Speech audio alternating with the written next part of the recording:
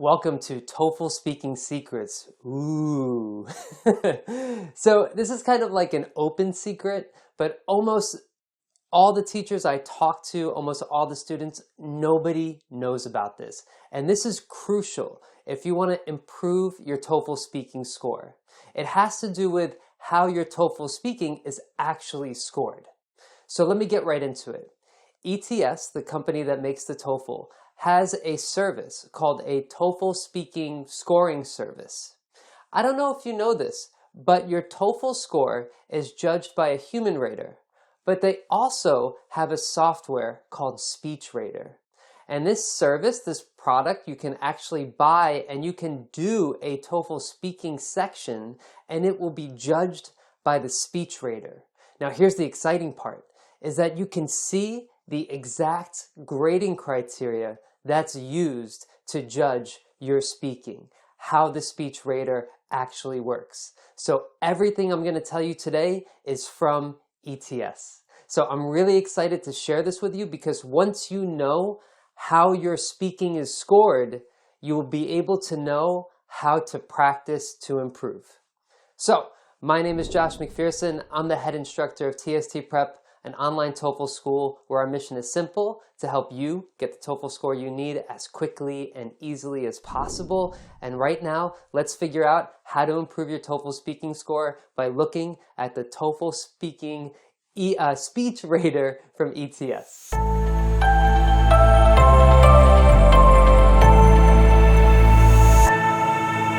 So as of filming this, January 2020, this is still available on ETS's website. I've put a link in this slide here. It's called TOEFL Practice Online Speaking Series, and it actually says in the description that it's judged by the Speech Rater. So this is ETS's software that they use to judge some speaking. This is my own kind of score report. There's nothing that said that I couldn't share this. When you take the TOEFL test, you can't share some of the information from the test. But here, I read carefully beforehand, so I hope this is okay. This might get taken down, but I hope it's okay because nothing said that I couldn't share this, and you can actually do this yourself. So, just to be clear, let me explain something first, and I'm going to read what they wrote here in this online speaking feedback. It's judged by the speech rater. And I'm reading now. Please note that this report does not address all the abilities scored by human raters in the actual TOEFL test. This information does not necessarily predict your speaking section score on the actual TOEFL test. So this measures your delivery, basically. There are other things that get measured, for example, the content from the reading and listening passages in the integrated speaking. So that's a little different. This is just on your delivery, how you speak. By the way, if you need help to get a TOEFL speaking score of 26 or higher, in the link in the description below will be a free download to give you templates, rubrics, and different strategies to help you improve your score. You can download that PDF as well. Okay, let me get back to it. Now, the grading criteria. So I'm going to go through this quickly first, and then I'm going to explain it in more detail later. So the first two criteria are speaking rate and sustained speech, which is fluency, and they look something like this. I'm going to explain this in more detail as we go. The other criteria is pause frequency and repetition. That's how often you pause and how often you repeated certain words. This is what it'll look like when you get feedback to do that speaking scoring. Also, they measure your rhythm and vowels. This has to do with your pronunciation, and that's what this looks like here. Rhythm is kind of your flow, how you flow when you speak, and pronunciation of vowels is basically for longer words, how you pronounce vowels inside those longer words.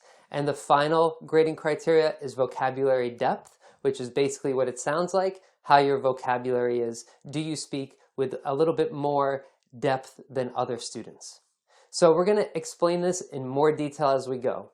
But again, I want to be very clear. I do not work for ETS. I am not associated with the TOEFL at all.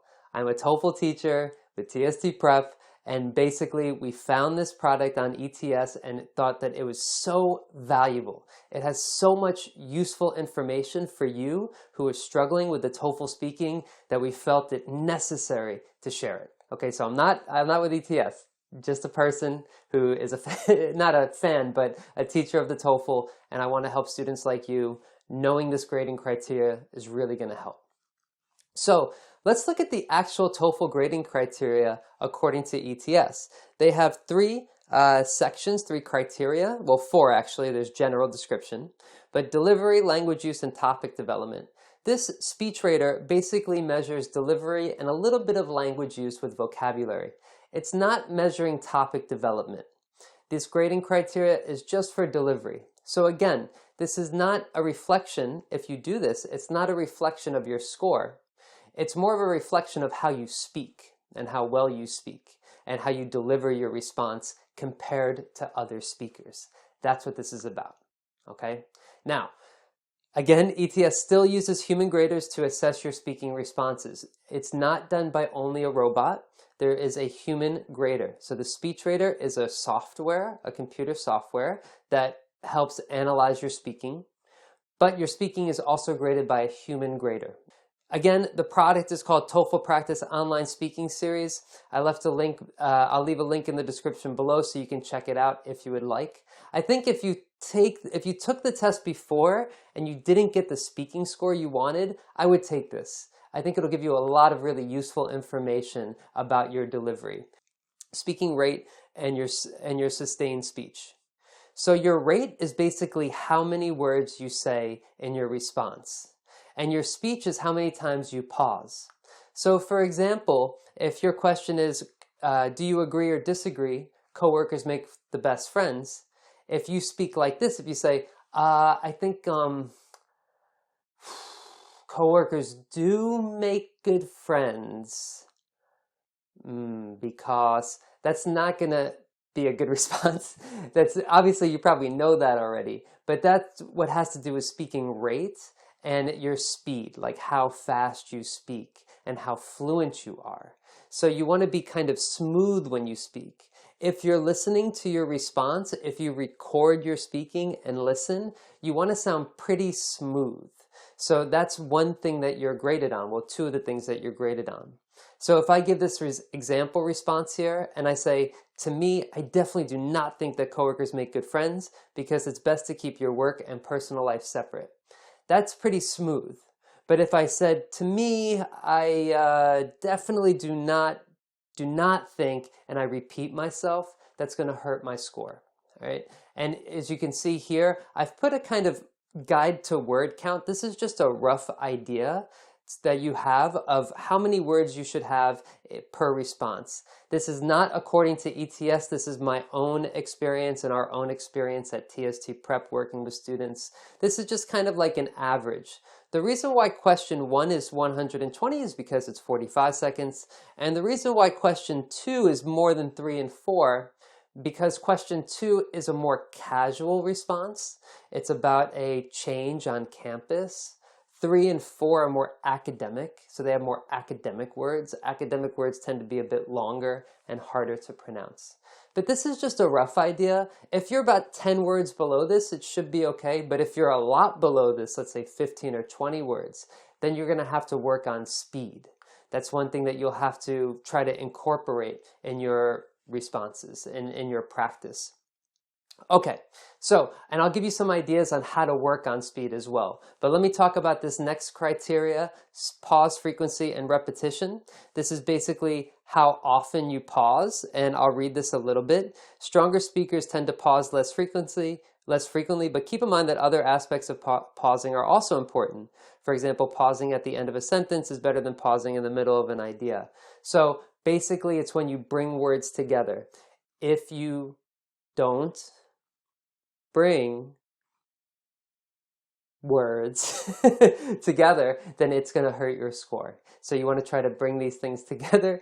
And then besides that, another example is repetitions, repeating the same thing. So you don't want to pause too much. Native speakers tend to bring words together, especially North Americans. So you want to try to do that in your speech as well. This will be easier for some students than others. To go back to this example, to me, I definitely do not think that coworkers make good friends. I brought some things together. I didn't say to me, I said to me. I definitely do not think. I didn't say I definitely do not think. I tried to bring things together there. That's another example of this idea of pause frequency and how often you pause and if you have to repeat the same thing. It'll hurt your score if you do it a little too much. One pro tip for you guys is to record your responses. After that, use a voice typing software to transcribe it. Re-record to improve your word count and fluency. So we're working hard at TST Prep to have a kind of automatic voice checker, pretty much. But you can use something like Siri on your iPhone or something like voice typing if you use Google Docs. This is software where you speak and then it says what you wrote, or what you said, excuse me. I believe it's called text-to-speech. So you say it and then it writes it. Now, that's a really great way to check your pronunciation and to see if it's something that is understandable, intelligible. Another thing you can do is transcribe your response. Write out your response, type it out. See how many words there are, listen back, see where you had some pauses, and see if you can bring it together a little bit better. Try to record the same response again. I almost always recommend that students do the same response multiple times, 2, 3, 4 times. Not more than 4 times. If you do the same response more than 4 times, you might start going a little crazy. So you don't want to go crazy. You want to be focused and you want to help improve. This is about improving. So transcribe your response and do the same one more than once, and it'll help build your confidence. Of course, on the TOEFL, you can only speak once to a question, but you're trying to build skills. If you find that something is a problem for you right now, you need to practice it, and that's one way to do that. The next one is rhythm and vowels. So rhythm, again, is like the music of the language, but vowels is the pronunciation, particularly in the middle of longer words. And I'll read this here. It says, vowels is a measure of how you pronounce vowels compared with the pronunciation of a native speaker.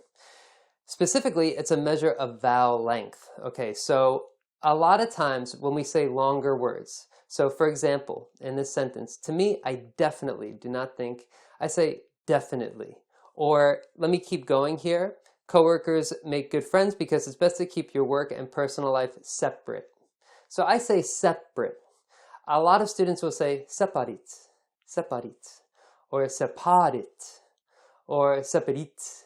You know, there's a lot of different ways that students will pronounce a vowel. That's not exactly the way that we usually pronounce it in American English.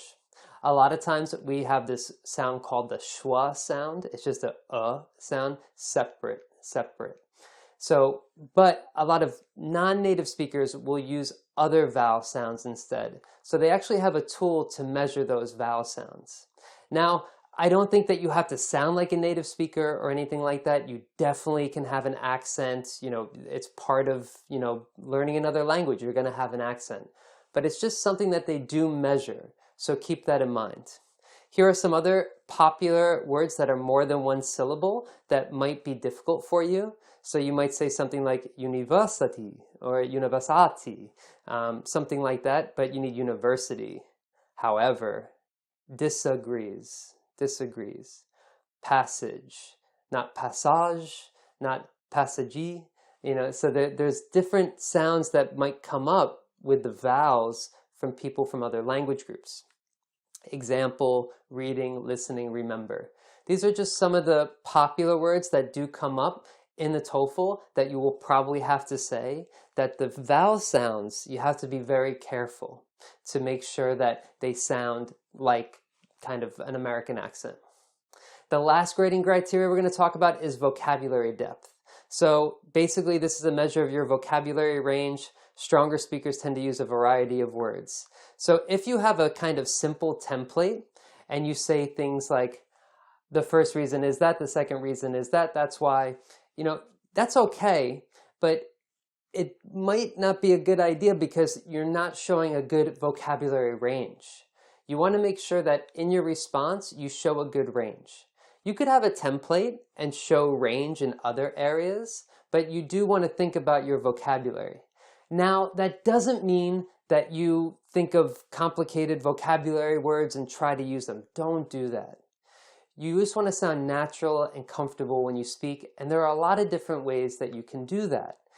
One way that we recommend for the independent question is to be specific. So what do I mean by be specific? I mean, in the independent question, tell a specific story from your past.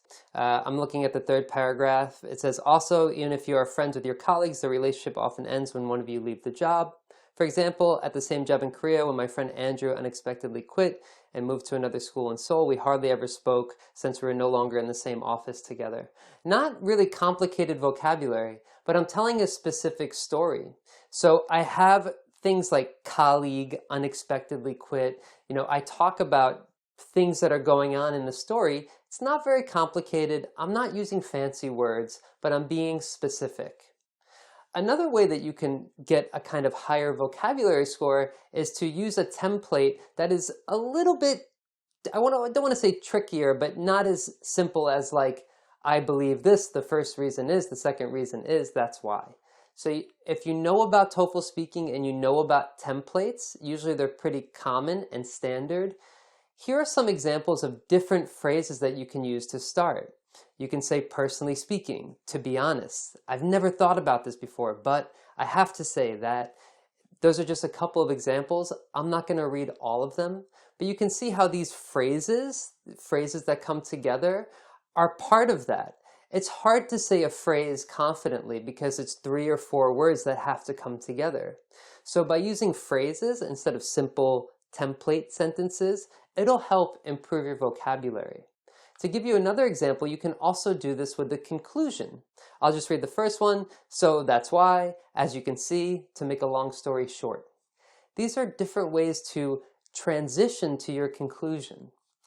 To make a long story short is a little bit nicer, a little bit more vocabulary, a little bit more conversational than just in conclusion, and you just finish right there, okay? One thing that students often ask is it okay to be casual for the TOEFL speaking? And the answer is yes and no. You want to sound comfortable and confident. You want to sound natural when you speak.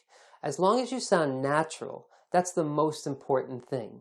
And you can see that here with this grading criteria. Pause frequency, repetition, vocabulary depth, all of this stuff is measuring your delivery and how smooth and comfortable you are.